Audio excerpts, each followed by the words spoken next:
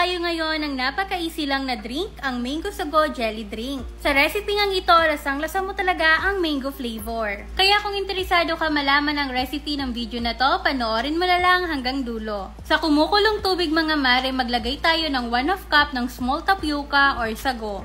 Lutuin lang natin ito for 15 minutes over medium heat hanggang maging clear na ang ating sago. Sa pagluto naman ito, dapat continuous lang ang pag-stir natin para hindi masunog or magdikit-dikit ang ating mga sago. At kapag nga clear ng ating sago, i-set aside muna natin ito. Dito sa ating pot, maglalagay tayo dito ng mango flavored jelly powder. At 1/2 cup naman ng asukal. At 1,200 ml naman ng water. Haluin lang natin ito mare ng mabuti. Ngayon naman ay lutuin lang natin ito sa ating kalan over medium heat hanggang sa kumulo na. At kapag nga nakulo na ang ating jelly ay ilipat na natin siya dito sa ating molder. After natin malagyan lahat ng molder mga mare ay iset aside muna natin ito para mag-set. At kapag nga nag-set na ang ating jelly ay ikat lang natin ito into cubes. Gawin lang natin ito sa mga natitira pang jelly. Dito nga't pinagsama-sama ko na dito sa isang lalagyan. At iset aside muna natin ito at i-prepare naman natin ang ating mangga. Gumamit pala ako dito ng 6 na hinog na mangga.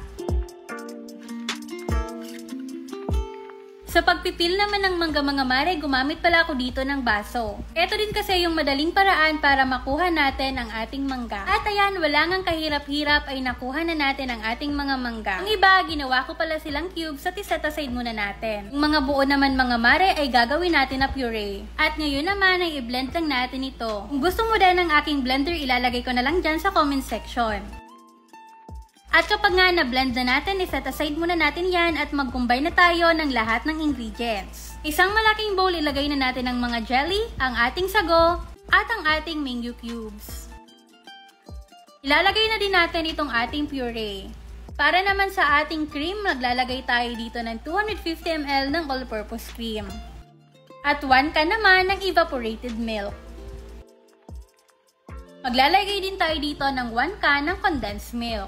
Ngayon naman ay halu-haluin lang natin ito ng maigay hanggang mag-combine na lahat ng ingredients na linagay natin.